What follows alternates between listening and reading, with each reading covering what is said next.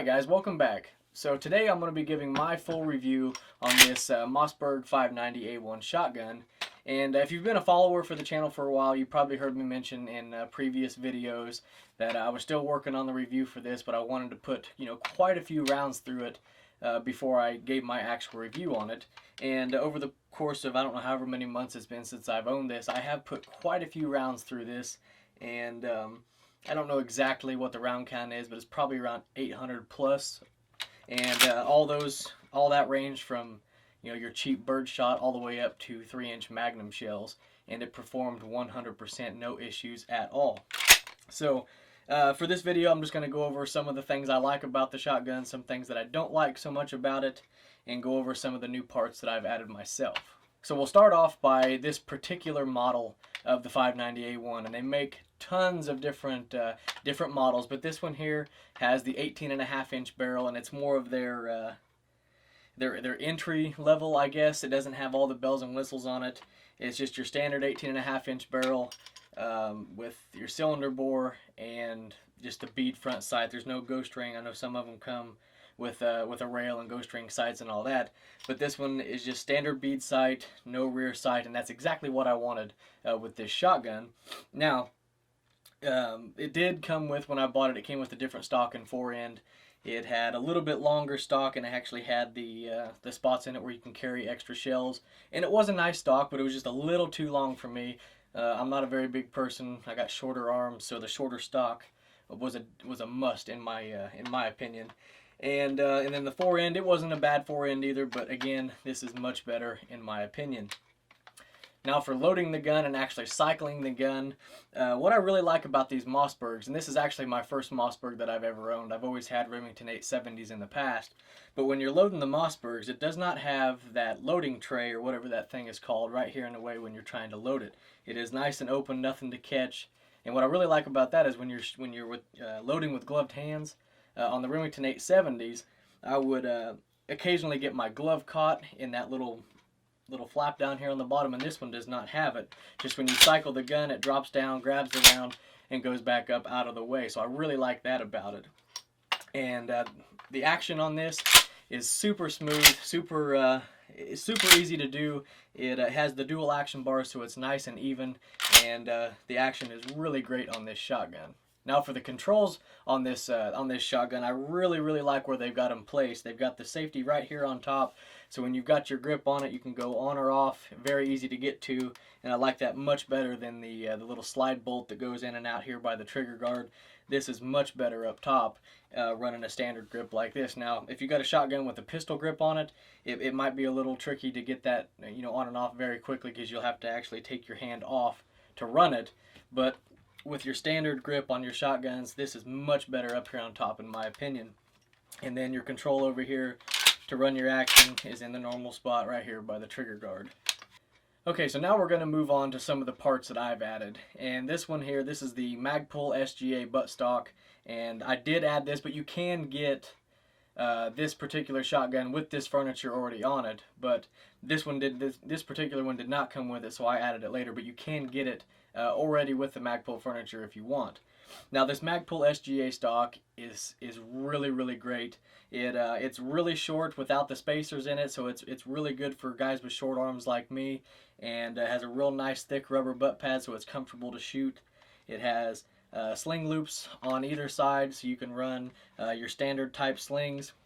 But if you've seen one of my more recent videos, we did add the Magpul SGA sling adapter, so I can run my single point sling on it.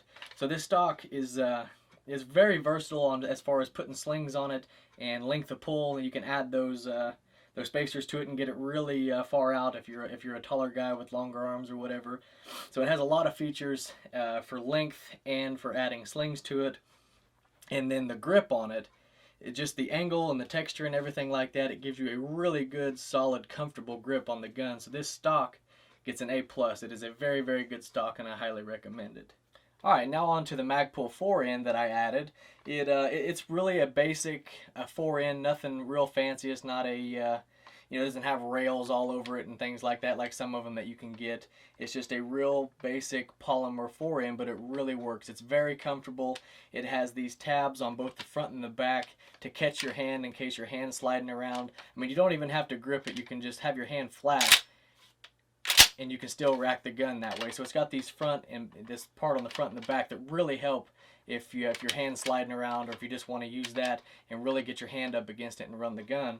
But you can also buy rail sections that go on here, just like the Magpul, the MOE handguards for like the ARs. You can add rail sections to put a light or anything else that you want to put on it. But really good handguard for not a whole lot of money. Now the last thing that I added to this shotgun is the S&J Hardware +2 magazine extension. And when I first got this shotgun, it was capped right here at the end and didn't extend all the way out to the end. But I did want to get one that was flush with the end of the 18.5-inch barrel and actually added 2 rounds to it. And the best one that I could find was this S&J Hardware +2 extension. And overall, it's a very well made extension, and it actually does allow you to get 2 rounds in it, and you know, a real high quality piece. But one thing I noticed with this is that every time I have taken it out to shoot, this thing has came loose. So I think the next time before I go out, I'm actually going to have to put something on there and really crank it down, like a pair of pliers or something, and really crank that down so it doesn't come loose. But so far, every time I've taken it out, it has worked its way loose. Alright, so we've gone over most of the features of the gun, and I showed you which ones I like and what I really like about it. And I showed you the furniture that I added to it and some of the features of all of that. And, you know, really guys, this is a very good shotgun. It has performed 100%, like I said.